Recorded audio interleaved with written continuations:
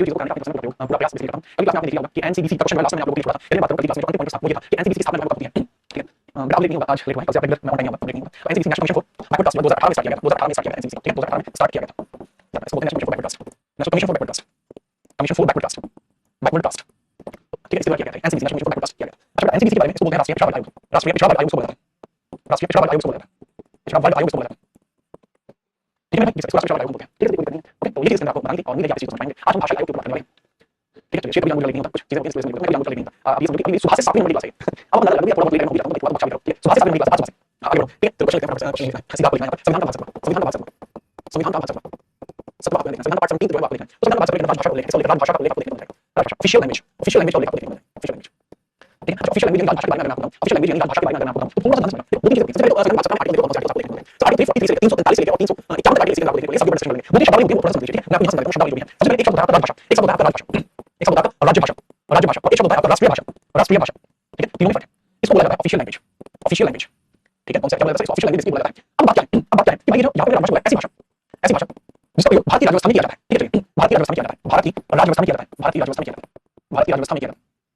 ऐसी भाषा मतलब है गलती नहीं मुझे, ऐसी भाषा भाषा जिसका प्रयोग भारतीय राजस्थान में होता है, भारतीय राजस्थान में होता है, राजस्थान में होता है, राजस्थान में होता है, ठीक है। तो क्या कहता है ऑफिशियल लैंग्वेज का राजभाषा, राजस्थान के होता है राजभाषा, स्टेट लैंग्वेज, स्टेट लैंग्वेज, एक ऐसी भाषा जो राज्य के द्वारा संपूर्ण राज्य में स्वीकृत की जाती है, ऐसी भाषा जो एक विशेष राज्य के द्वारा, जो एक विशेष राज्य के द्वारा, राज्य के द्वारा संपूर्ण राज्य में स्वीकृत की जाती है, संपूर्ण राज्य में स्वीकृत की जाती है, स्वीकृत की जाती है, स्वीकृत की जाती है। वो क्या कहते हैं राज्य भाषा, स्टेट लैंग्वेज, ठीक है। Language is accepted by state for the entire state, this is state language, राष्ट्रीय भाषा, नेशनल लैंग्वेज, नेशनल लैंग्वेज जो संपूर्ण राष्ट्र की भाषा होती है, जो संपूर्ण राष्ट्र की भाषा को इंगित करती है या संपूर्ण राष्ट्र भाषा को इंगित करती है, संपूर्ण राष्ट्र भाषा को इंगित, राष्ट्र की भाषा को इंगित करती है, संपूर्ण राष्ट्र की भाषा को इंगित करती है, की भाषा को इंगित करती है, इंगित करती है, संपूर्ण राष्ट्र भाषा को इंगित करती है, ठीक है। याद रखेंगे, ठीक है। ये नेशनल लैंग्वेज आपको कहती है, नेशनल लैंग्वेज आपको कहती है।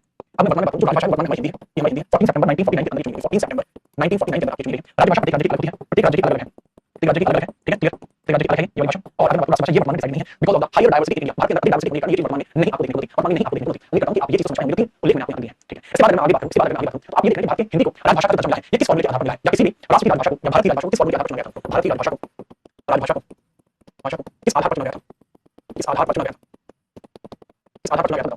अब भाई भारतीय राजभाषा को किस आधार पर चुना गया था एक बार मुझे बता दीजिए ताकि हम समझें। तो भाई भारतीय राजभाषा को बेसिकली चुना गया था वो मुंशी प्रेमचंद फॉर्मूले के आधार पर चुना गया था, मुंशी प्रेमचंद फॉर्मूले के आधार पर चुना गया था, फॉर्मूला के आधार पर चुना गया था, फॉर्मूला के आधार पर चुना गया था। याद रखना भाई मुंशी प्रेमचंद फॉर्मूले के आधार पर चुना गया था, ठीक है। चलो इसके अलावा ये हम बात करें अब एक एक करके आप आर्टिकल्स आएंगे। सबसे पहले आर्टिकल 343 जिसमें बताएगा भारतीय राजभाषा हिंदी होगी तालिपी देवनागरी होगी। तो सबसे पहले आर्टिकल 343 ये बताता है आर्टिकल 343 कि भारतीय राजभाषा, कि भारतीय राजभाषा हिंदी होगी, भारतीय राजभाषा हिंदी होगी, हिंदी होगी, तथा लिपि, तथा लिपि देवनागरी होगी, तथा लिपि क्या होगी, लिपि देवनागरी, ठीक है। लिपि क्या होगी, लिपि देवनागरी, लिखना। हिंदी मतलब उसको बोलते हैं ऑफिशियल लैंग्वेज एंड लिपि को बेसिकली बोलते हैं स्क्रिप्ट, स्क्रिप्ट क्या होगी, देवनागरी। तो हर भाषा की अपनी स्क्रिप्ट होती है, जैसे पंजाबी भाषा है, पंजाबी भाषा की स्क्रिप्ट होती है वो होती है, उसी प्रकार से अगर हम बात करें हिंदी भाषा की स्क्रिप्ट होती है देवनागरी, ठीक है। ध्यान रखेंगे।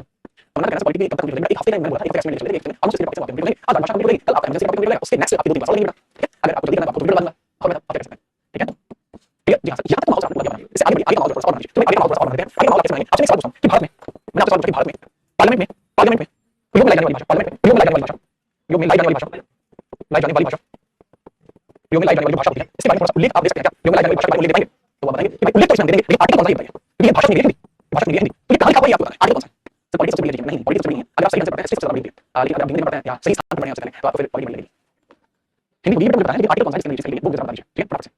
नहीं फिर ये फिर हल करेगा आप ऑप्शन नहीं दिए तो अपने हिसाब से करना है, ऑप्शन नहीं दिए तो अपने हिसाब से करना है, ये चीज नहीं करनी है। इशू का सही आंसर है, इशू रेगुलर क्लास में बनाते हैं, इशू का सही आंसर आपको यहां देखने मिला है आर्टिकल 120 उसका उमेश भाई ने दिया आर्टिकल 20 का सही आंसर है भाई बात आगे बढ़ते हैं। आर्टिकल 344 देखिए, अब आर्टिकल 344 देखिए, आर्टिकल 344, आर्टिकल 344 के बारे में उल्लेख करता है। आर्टिकल 344 के अंदर लिखा गया है, आर्टिकल 344 के अंदर लिखा गया है कि भाषा के विकास के लिए एक संसदीय समिति का गठन होगा, भाषा के विकास के लिए एक संसदीय समिति का गठन होगा या एक भाषाई आयोग बनेगा, भाषा के विकास के लिए, के विकास के लिए, भाषा के विकास के लिए भाषाई आयोग, लिंग्विस्टिक कमीशन भाषाई आयोग या भाषा के संदर्भ में संसदीय या भाषा के संदर्भ में, भाषा के संदर्भ में संसदीय समिति का बनना, संसदीय समिति का बनना, समिति का बनना, संसदीय समिति का बनना आर्टिकल 344 के अंदर आपको देखने को मिलता है, आर्टिकल 344 के अंदर मिल जाता है, ठीक है मिल जाता है, याद रखना, ठीक है। चलो अब भारत में यदि हम राजभाषा के उल्लेख की बात करें, भारत में राजभाषा के उल्लेख की यदि हम बात करें तो वर्तमान में 22 है। अब इसमें क्या है, देखो कोई भी भाषा है तब कोई आयोग बनाया जाता है, मान लीजिए जैसे मैं आपको उड़ीसा भाषा है, उड़िया भाषा बहुत कम प्रयोग में लाई जाने लगी, तो उड़िया भाषी लोगों ने चाहिए कि हमारे लिए संसद काम करे तो प्रावधान है, ठीक है। तो वो चीज पे आर्टिकल 344 होगी। और ये भाषा किस भाषा का अलग है, सभी भारतीय भाषाओं के, सभी भारतीय भाषाओं के लिए बेसिकली है, सभी भारतीय भाषाओं के लिए, सभी भारतीय भाषाओं के भारत के भाषा बोली जाती है तो ऑफिशियली ऑफिशियल तौर पर देखें, ऑफिशियल लेवल पर देखें तो 22 भाषाएं, 22 भाषाएं आपको देखने को मिलती हैं, 22 लैंग्वेजेस आपको देखने को मिलती हैं। और इन 22 भाषाओं को कहां पर उल्लेख किया गया है, अनुसूची 8 में,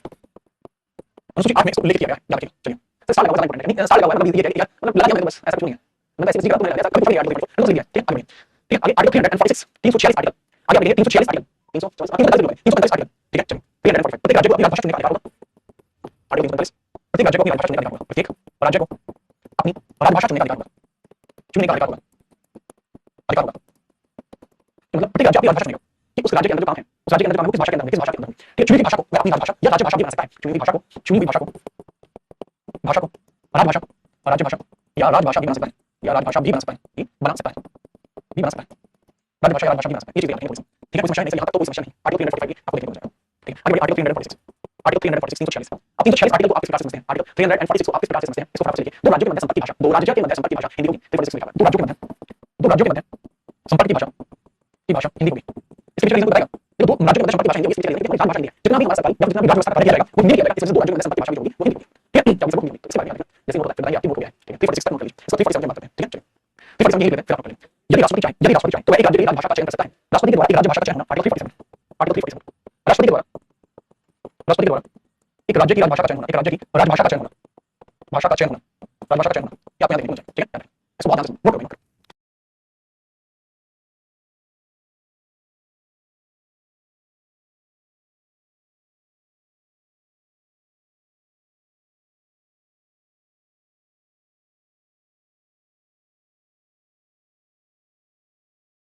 हेलो सर, यूट्यूब पे करंट अफेयर्स क्लास का टाइम हो रहे हैं, किस टाइम होगा क्लास? दो टाइम होगा। हाँ, यूट्यूब पे करंट अफेयर्स क्लास जो है वो दो टाइम में कॉपी पेस्ट की क्लास ले रही है आपकी, और एक दिन में सेल्स क्लास भी आपकी रेडी कर रहा हूं, उसी क्लास को देखने को। ठीक है, चलो आगे बढ़ते हैं। इसके बाद 348 आर्टिकल के पास आएंगे। आर्टिकल 348 आर्टिकल 348 आर्टिकल 348 लिखा हुआ है, जब तक सरकार के द्वारा या संसद के द्वारा राजभाषा तथा राजभाषा जब तक सरकार के द्वारा संसद के द्वारा न्यायालय की कार्यप्रणाली के लिए आधिकारिक भाषा का चयन नहीं किया जाता, आधिकारिक भाषा के विषय में प्रावधान नहीं बनाया जाता, आधिकारिक भाषा के विषय में प्रावधान नहीं बनाया जाता, तब तक इंग्लिश ही आधिकारिक भाषा रहेगी। चलो ये चीज बताई गई है, इसी को याद रखना। इसके बाद आर्टिकल 349, ठीक है, 349 और 350 349 अच्छे आर्टिकल दोनों 349 और 350 वो 349 होता है राजभाषा संबंधित कोई भी प्रावधान, राजभाषा संबंधित कोई भी प्रावधान बगैर संसद की, बगैर राष्ट्रपति की अनुमति संसद में पेश नहीं किया जा सकता, याद रखेंगे। आगे बढ़िए और यहाँ पे देखते हैं 350 आर्टिकल 350 देखते हैं। आर्टिकल 350 यहाँ पे देखते हैं 350 आर्टिकल किसी सरकारी अधिकारी के समक्ष याचिका पत्र प्रार्थना पत्र, किसी सरकारी कर्मचारी के समक्ष याचना पत्र प्रार्थना पत्र, ठीक है, की आधिकारिक भाषा क्या रहेगी? इसकी आधिकारिक भाषा हिंदी रहेगी। आधिकारिक भाषा हिंदी रहेगी, याद रखना। सचिन मैं बिल्कुल ठीक भाई, आप बताओ कैसे? अच्छा, राजभाषा के संबंध में आर्टिकल लिखिए, अन्य आर्टिकल बताएं आपको। ठीक है, राजभाषा संबंधित अन्य अनुच्छेद आपको लिख देता हूं। राजभाषा संबंधित अन्य अनुच्छेद में आपको लिख देता हूं, तब आपसे नोट कर लेंगे, उसको लिख देंगे। ठीक है, नोट कर लो।